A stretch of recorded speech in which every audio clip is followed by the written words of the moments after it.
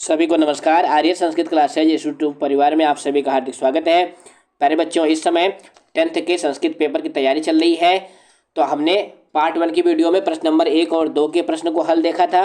इस वीडियो में सीबीएसई का जो मॉडल पेपर है ना 10th क्लास का, उसके दो दो प्रश्नों के आगे देखेंगे। तो देखो, आपका प्रश्न नंबर 3 क्या होता है। प्रदत्तम चित्रम दृष्ट्वा मंजूषायाम प्रदत्त शब्दानाम सहायतया पंचवाक्यान संस्कृतेन लिखत। यानी इस प्रश्न में आपको एक चित्र मिलेगा और चित्र के लिए आपको 5 वाक्य लिखने होंगे। चित्र देख करके आपको कितने वाक्य लिखने होंगे? 5 वाक्य लिखने होंगे। और वाक्य छोटे हों बड़े हों उससे मतलब नहीं है, आपको 1 नंबर मिलेगा एक वाक्य लिखेंगे तो। आपके सहायता के लिए नीचे जो है मंजूषा भी दी गई होती है। तो प्यारे बच्चों, हम आपको कुछ ट्रिक और टिप्स बताएंगे जिससे आप जो है ना बहुत सरल सरल वाक्य बना सकते हैं। तो सबसे पहले आप ये 3 बातें याद कर लो। अस्ति, अस्ता, संति। अस्ति मतलब होता है और अस्ता मतलब होता है 2 हैं, और संति का मतलब होता है बहुत से हैं। है और है में अंतर होता है ना। है मतलब एक है और है मतलब बहुत से हैं। अब देखो वाक्य कैसे लिखेंगे। पहला वाक्य तो आप यही लिखेंगे, इदम चित्रम अस्ति। इदम मतलब यह, चित्रम मतलब चित्र, अस्ति माने है। यह चित्र है, यानी जो आपने प्रश्न नंबर 3 देखा ना, यह चित्र है। तो ये वाक्य जो है आप हर चित्र में लिख सकते हैं। दूसरा वाक्य क्या लिखेंगे? चित्रम सुंदरम अस्ति। चित्र जो है सुंदर है। हम चित्र की बात कर रहे हैं। चित्र में जो वस्तु दिखाई गई है वो कभी कभी कष्टदायी भी हो सकती है। एक बार हमने देखा था पेपर में, दिल्ली में जो बाढ़ आई थी ना, उसका भी चित्र आ गया था। तो हम चित्र की बात कर रहे हैं। तो यहाँ पे लिखेंगे 2 वाक्य ये जो है ना, ये रामबाण है। ये हर किसी चित्र में आप लिख सकते हैं। इदम चित्रम अस्ति, चित्रम सुंदरम अस्ति। फिर उसके बाद क्या लिखेंगे? चित्रे नदी अस्ति। अब ये 2 पद याद कर लीजिए, चित्रे अस्ति। अब यहां पर देखो ना, मंजूषा में नदी, वृक्षाः, आकाशे, पर्वताः, दृश्यम, हरितिमा, सूर्यः, चंद्रः। इस तरह से आपको बहुत सारे पद मंजूषा में मिल जाएंगे। चित्रे अस्ति ये दोनों पद आपको लिखने ही लिखने हैं। बीच में एक वचन वाला पद रख देना है। जैसे एक वचन का पद क्या है? नदी। चित्र में आपको नदी दिखाई दे रही है ना। चित्रे नदी अस्ति, 3 पद लिखने से आपको 1 नंबर प्राप्त हो गया। कुछ बच्चे क्या गलती करते हैं कि वो बड़ा वाक्य बनाना चाहते हैं। क्योंकि देखो बच्चे, जब हम आप भाषण दे रहे होते हैं ना, तो सोचते हैं कि मैं बहुत अच्छा अच्छा बोलूं। तो सोचने में क्या होता है, हम अटक जाते हैं। तो उसी तरह से बच्चे लिखने में भी क्या करते हैं, वो बड़े वाक्य बनाने के चक्कर में वाक्यों को गलत कर देते हैं। तो हम आपको आइडिया देंगे कि आप जो है ना छोटे वाक्य लिखें, क्योंकि मिलना तो एक ही नंबर पे है। 1 नंबर पे जो 10 शब्द का वाक्य लिखेगा उसको भी 1 नंबर मिलेगा, जो 3 शब्द का वाक्य लिखेगा उसको भी 1 नंबर मिलेगा। तो आप छोटा वाक्य बनाए जिससे गलती ना हो। तो चित्रे नदी अस्ति। उसके बाद क्या लिखेंगे? चित्रे पर्वतः अस्ति। अब देखो ना, चित्रे अस्ति दोनों पद सेम सेम है, बस केवल हमने यहाँ पे नदी कर दिया, यहाँ पे पर्वतः कर दिया। अब देखो ना, यहाँ पे नदी भी लिखी हुई है, पर्वतः भी लिखा हुआ है। उसके बाद देखो वृक्षाः लिखा हुआ। वृक्षा मतलब बहुत से पेड़। पुष्पाण लिखा हुआ। पुष्पाण मतलब बहुत से फूल। तो यहाँ पे देखो ना, ये पुष्पाण, ये वृक्षाः है और ये देखो ना पुष्पाणी है। तो बस क्या लिखना है आपको? चित्रे वृक्षाः सन्ति। चित्रे वृक्षाः सन्ति। चित्रे पुष्पाणी सन्ति। यानी यहां पर देखो ना, ये बहुवचन के थे तो हमने संति का प्रयोग किया है। ये एक वचन का था तो अस्ति का प्रयोग किया है। बस यही एक वचन बहुवचन अस्ति संति का ही आपको ध्यान रखना है। उसके बाद क्या लिखेंगे? चित्रे सूर्य अस्ति, चित्रे चंद्र अस्ति। देखो हमने 8 वाक्य बिना कठिनाई के बना दिए। इसी तरह से पेपर में भी आप कम से कम 6 या 7 वाक्य लिखें। कितने वाक्य लिखें? 6 वाक्य। क्योंकि 5 वाक्य तो एग्जामिनर चेक ही करेगा। मान लो कोई वाक्य गलत हो गया तो नीचे वाला वाक्य चेक करके भी आपको पूरे 5 में से 5 नंबर दे देगा। तो हमें उम्मीद है चित्र वर्णन अब लगभग सभी बच्चे कर लेंगे। उसके बाद जो है, वीडियो पसंद आ रही है तो उसको लाइक करें। अगला प्रश्न देखते हैं क्या होता है। अब चित्र वर्णन के जो अथवा होता है ना, इसके अथवा के रूप में अनुच्छेद लेखन होता है। देखो यहाँ पे क्या देगा? क्रीडा महत्वम। क्रीडा महत्व यानी खेल का जो महत्व है उसके ऊपर आपको 5 वाक्य लिखने हैं। तो हम आपको कहना चाहेंगे कि आप जो है ना ये चित्र वर्णन करें, क्योंकि चित्र वर्णन करना आपके लिए आसान हो जाता है। उसके बाद प्रश्न नंबर 4 में अनुवाद आता है। सबसे अधिक गलती बच्चे इसी प्रश्न में करते हैं। क्योंकि वो अनुवाद यानी ट्रांसलेशन नहीं कर पाते हैं। देखो पहला अनुवाद क्या है, देश की शिक्षा व्यवस्था अच्छी है। अब देश की का मतलब क्या होता है, षष्ठी विभक्ति, तो हो जाएगा देशस्। ध्यान दीजिएगा, देश की मतलब देशस्, और शिक्षा व्यवस्था बालिका की तरह शब्द है, तो शिक्षा व्यवस्था ही रहेगी, उसमें कुछ भी बदलेगा नहीं। समझ गए ना। तो देशस्य शिक्षा व्यवस्था।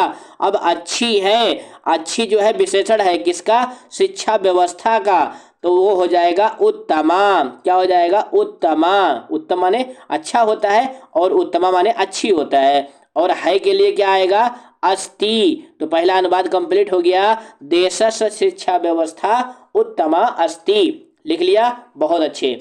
उसके बाद दूसरा वाक्य है, क्या तुम विदेश में पढ़ोगे। अब ये देखो ना, ये वर्तमान काल का वाक्य हो गया, और ये जो है भविष्य काल, पढ़ोगे भविष्य काल का वाक्य आ गया। तो आपके पेपर में 5 लकार हैं, पूरे 5 लकार के प्रश्न आएंगे। तो देखो ना, क्या तुम विदेश में पढ़ोगे। अब क्या के लिए आएगा, क्या के लिए होता है, किम अव्यय पद है ना, किम। और तुम को क्या कहते हैं संस्कृत में, त्वम। विदेश में, तो विदेश में का मतलब होता है सप्तमी, तो हो जाएगा देशे मतलब देश में, विदेशे मतलब विदेश में, तो विदेशे, किम त्वम विदेशे पढ़ोगे। अब पढ़ोगे के लिए करता है त्वम, तो हो जाएगा पठिष्यसि। ध्यान दीजिएगा, पठिष्यति और पठिष्यन्ति नहीं होगा प्यारे बच्चों, पठिष्यसि होगा। अब पठिष्यसि क्यों हो गया, इसका भी ध्यान दीजिए। यहाँ पर देखो ना, कर्ता क्या है, त्वम, इसीलिए अनुवाद में क्या आया, पठिष्यसि। तो कर्ता और क्रिया के अनुसार ही आप अनुवाद करेंगे। उसके बाद अगला क्या है, मैं सुबह 8 बजे विद्यालय जाता हूँ। अब आई को संस्कृत में क्या कहते हैं, अहम। नहीं आता है तो हमारे अनुवाद की वीडियो देखें। अहम, सुबह मतलब प्रातः अव्यय पद है, अहम प्रातः।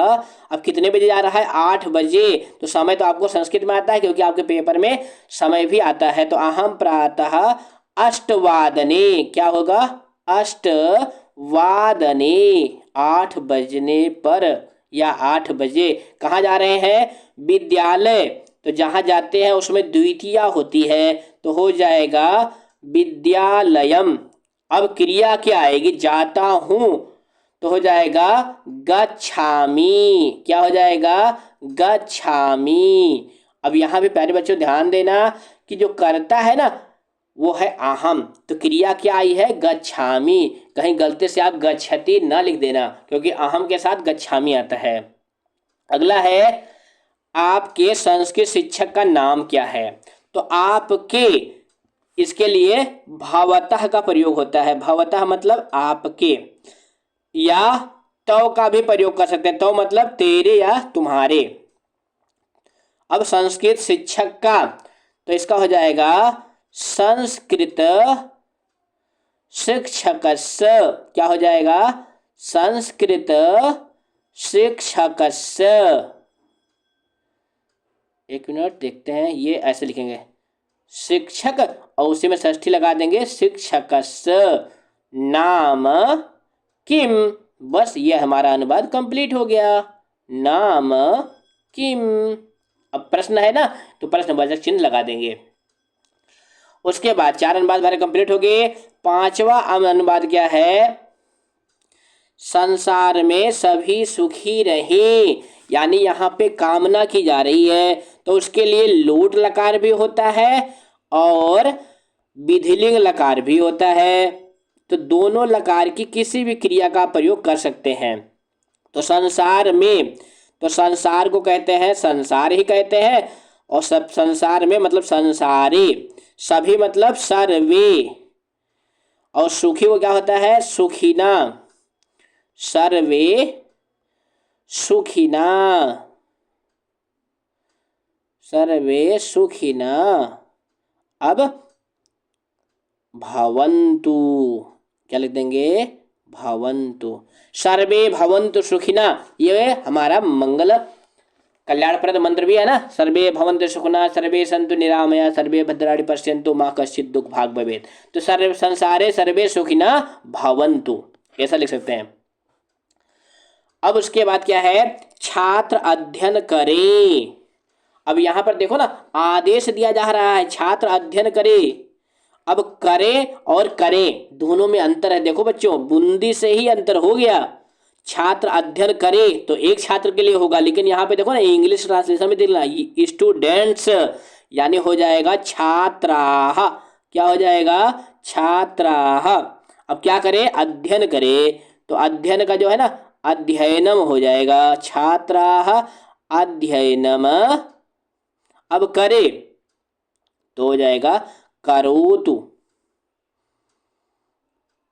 कंप्लीट हो गया। उसके बाद 7वां है आपका, तुम सब श्लोक लिखो। अब तुम सब को संस्कृत में क्या कहते हैं? यूयम। क्या कहते हैं? यूयम। क्या लिखो? श्लोक। तो यूयम श्लोकम और लिखत, क्योंकि लोट लकार का मध्यम पुरुष का बहुवचन की क्रिया लगेगी। यूयम श्लोकम लिखत, ये इसका अनुवाद हो गया। प्यारे बच्चों, अगर आप अनुवाद में बिल्कुल जीरो हैं तो हमारी अनुवाद की वीडियो देखें, वो आपको हीरो बना देगी। अब उसके बाद खंड गा आता है। क्या आता है? खंड गा। इसके अंतर्गत क्या होता है? अनुप्रयुक्त व्याकरणम। इसके अंतर्गत प्रश्न नंबर 5 में संधि आएगी। क्या आएगी? संधि आएगी। ध्यान से देखिएगा, संधि आएगी।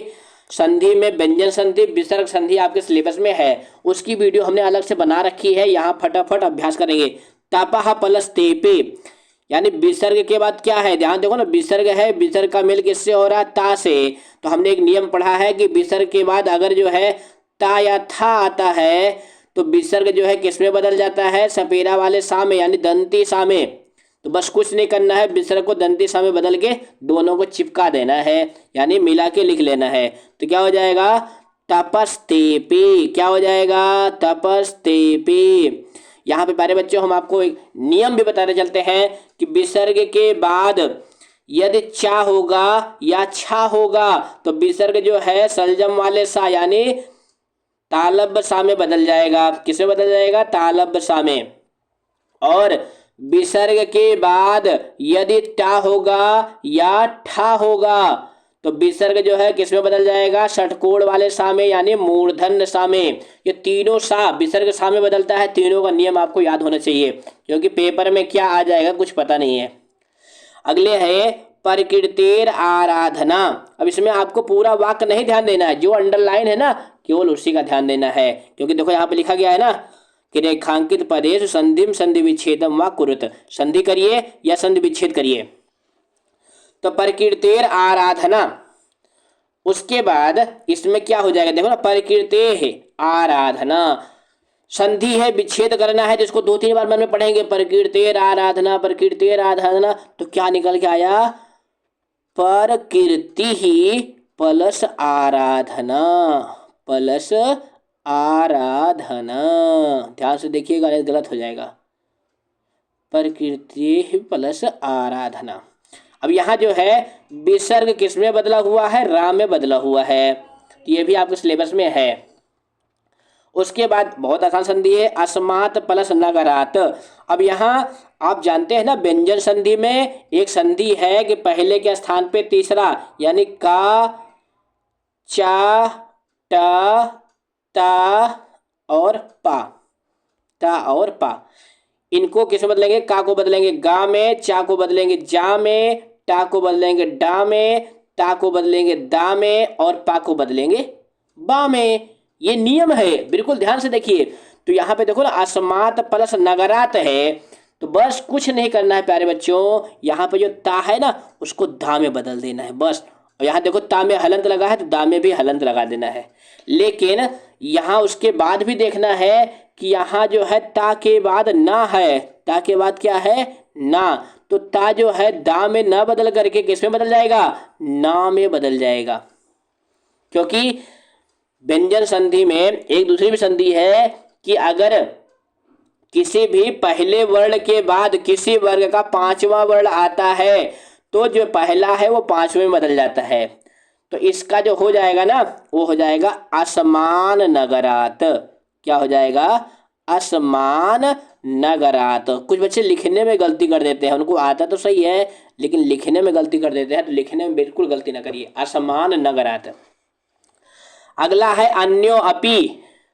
अब यहाँ अन्यो अपि में ना विसर्ग संधि है, इसका हो जाएगा अन्यः प्लस अपि। क्या हो जाएगा? अन्यः प्लस अपि हो जाएगा।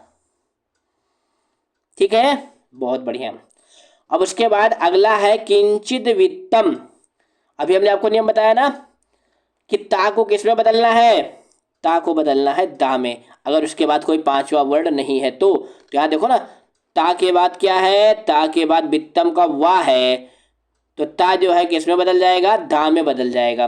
तो देखो यहाँ पे क्या लिख जाएंगे, लिखेंगे इसका किंचित। ध्यान से देखिएगा, लिखने में ही गलती कर देते हैं, कभी कभी आते हुए भी ना क्या लिखना है ये गलत करते हैं। किंता को दा में बदलेंगे और वित्तम को वैसे ही चिपका देंगे, यानी मिलाकर लिख देंगे। समझ गए ना? किंचित वित्तम। वैसे भी संधि की वीडियो हमने अलग से बना रखी है 10-15 मिनट की, तो आप उनको भी देखेंगे तो संधि 100% आप सही कर लेंगे। उसके बाद प्रश्न नंबर 6 में समास आता है। क्या आता है? समास। इसमें क्या लिखा होगा?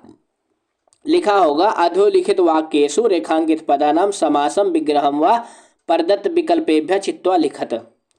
यानी समास या विग्रह। अब प्यारे बच्चों, बात आती है समास किसे कहते हैं, तो अनेक पदों को मिलाकर एक पद बनाना समास कहलाता है। विग्रह क्या होता है? विग्रह होता है अर्थ के अनुसार उन्हीं पदों को अलग अलग कर देना। तो आपके पेपर में समास पूछा जाएगा या उसका विग्रह पूछा जाएगा। समास और विग्रह दोनों का जो अर्थ होता है ना वो एक होता है, अर्थ समान होता है, अर्थ बिल्कुल नहीं बदलता। जैसे देखो यहाँ पे प्रश्न आया हुआ है, न्यायाधीशः आरक्षिणम दोष भाजनम अमन्यत। अब ये समस्त पद है, अब इसका क्या करना है? विग्रह आपको चुनना है कि इसका विग्रह क्या होगा। तो विग्रह किसके अनुसार करना है प्यारे बच्चों? अर्थ के अनुसार करना है। तो दोष भाजनम का अर्थ होता है दोष का भाजन। क्या होता है? दोष का भाजन। का मतलब षष्ठी, तो हो जाएगा का वाला विकल्प दोषस्य भाजनम। तो अर्थ का ही ध्यान रखेंगे तभी आप विग्रह कर पाएंगे। उसके बाद अगला है काक चेष्टा विद्यार्थी एवं आदर्श छात्रा मन्यते। कौवे की तरह चेष्टा करने वाला विद्यार्थी आदर्श विद्यार्थी कहा जाता है। ये किस पाठ का है? ये जो है सौहार्दम प्रकृति शोभा जो पाठ है ना, उसी पाठ की ये लाइन है। अब यहाँ काक चेष्टा जो है अंडरलाइन है, इसमें समास है, विग्रह आपको चुनना है। 4 विकल्प यहाँ दिए गए हैं। तो प्यारे बच्चों, इसमें बहुव्रीहि समास है। कौन सा समास है? बहुव्रीहि समास है। यानी जब भी कोई विशेषण अंडरलाइन होगा, ध्यान दीजिएगा, क्या अंडरलाइन होगा? विशेषण अंडरलाइन होगा, तो वहां पे बहुव्रीहि समास होगा। तो काक चेष्टा का अर्थ होता है कौवे की तरह जिसकी चेष्टा है वह, तो इसका विकल्प सही होगा गा वाला, काकस्य इव चेष्टा यस्य सह। बहुव्रीहि समास में यस्य का प्रयोग जरूर होता है। तो काकः इव चेष्टा, कौवे की तरह जिसकी चेष्टा है वह बालक है जो वह अच्छा विद्यार्थी माना जाता है। वैसे आप कहेंगे तो समास की, अभी आपके पास 1 दिन का समय है तो हम समास की अलग से छोटी वीडियो बना देंगे। उसके बाद अगला है पर्वत कुलम जलद तम पर्वत कुलम आश्वास रिक्तो असि। तो यहाँ पे पर्वत कुलम है, तो इसका अर्थ होता है पर्वतों का कुल। कुल मतलब परिवार होता है, तो का मतलब षष्ठी, तो इसका भी सही हो जाएगा पर्वता नाम कुलम। प्यारे बच्चों, यहाँ देखिए ना, आपको गलत कराने के लिए सब में यहाँ पर्वतेभ्यः कुलम, पर्वतेषु कुलम, पर्वता नाम कुलम, पर्वताः कुलम। अब यहाँ पे आपको कौवा उड़ कबूतर उड़ वाले ट्रिक नहीं लगानी है। कुछ बच्चे क्या करते हैं ना, पेपर में आता नहीं है तो कहते हैं कौवा उड़ कबूतर उड़ और उंगली रखते हैं, जहाँ पे उंगली पड़ गई वो सही समझ। तो आपको कौवा उड़ कबूतर उड़ नहीं लगाना है, आपको बुद्धि लगानी है कि गुरुजी ने हमको पढ़ा रखा है कि अर्थ के अनुसार विग्रह चुनना है। तो पर्वत कुलम का अर्थ होता है पर्वता नाम कुलम, यानी पर्वतों का परिवार, का मतलब षष्ठी, इसीलिए यहाँ पे खा वाला विकल्प सही है। चौथा है आपका हयाश्चा नागाश्चा वहंति बोधिताः। अब इसमें प्यारे बच्चों चाचा मिल गए। क्या मिल गए? चाचा। जहाँ चाचा मिल जाए वहाँ पे कौन सा समास होता है? वहाँ पे द्वंद्व समास होता है। कौन सा समास होता है? द्वंद्व समास होता है। अब इसमें क्या करना है कि चाचा को हटा देना है और दोनों को जोड़ देना है। तो यहाँ पे देखो क्या लिखा गया है, ध्यान दीजिएगा, हयाश्चा नागाश्चा। तो दोनों चाचा को हटा देना है तो क्या हो जाएगा? हयाह नागाह। अब यहाँ पे मिलाने में भी कुछ नियम है। हयाह, इसका मूल शब्द क्या है? हय। हय मतलब क्या होता है? घोड़ा। तो जब मिलाते हैं ना प्यारे बच्चों तो मूल शब्द लेते हैं। तो इसमें सही क्या होगा? हय नागाह। ये जो आपका घा वाला विकल्प है ये वाला सही होगा। अब हय नागाश्चा, तो यहाँ पे देखेंगे ना, अगर द्वि बहुवचन रहेगा तो बहुवचन वाला सही होगा, द्विवचन होगा तो द्विवचन वाला सही होगा। जैसे मान लो पेपर में कभी कभी पूछ लेता है ना, लवहचा कुशहचा। ध्यान से देखिएगा, लवहचा कुशहचा। यहाँ पे देखो ना, ये अतिरिक्त उदाहरण देकर के आपके ज्ञान को हम बढ़ाना चाहते हैं। लवहचा कुशहचा। अब यहाँ पे लव और कुश, तो इसमें दो है ना, तो द्विवचन आएगा। तो इसका जो समस्त पद यानी समास होगा वो होगा लव कुशौ। क्या हो जाएगा? लव कुशौ। किंतु यहाँ पर यहाँ हयाश्चा नागाश्चा में देखो ना बच्चों, दोनों में बहुवचन बहुवचन है। लवहचा कुशाचा में एक एक वचन है, इसलिए इसको द्विवचन में किया है। जब दोनों में बहुवचन होगा तो हमारा जो समास होगा ना वो बहुवचन वाला सही होगा, हय नागाह। लेकिन प्रथम पद में एक वचन ही रहेगा, ये आपको ध्यान देना है। हालांकि समास कठिन है लेकिन कुछ उदाहरण रट लेंगे तो आपका कल्याण हो जाएगा। अगला है धरातलम मलेन सहितम जातम। अब मलेन सहितम का अर्थ क्या होता है? सामलम। क्या होता है? सामलम। तो आपका विकल्प सही हो जाएगा कौन सा? देखिए ये वाला, खा वाला। इसमें अव्ययीभाव समास है, मलेन सहितम सामलम। हमें उम्मीद है वीडियो आपको पसंद आ रही होगी। इसके आगे के प्रश्न को हम अगली वीडियो में देखेंगे। हमारा उद्देश्य है ना कि छोटी छोटी वीडियो आपको बनाएं, जिससे आप जो है ना पढ़ने में भी ना उबे और आपको आनंद भी आए। तो फिर मिलेंगे बच्चों, धन्यवाद।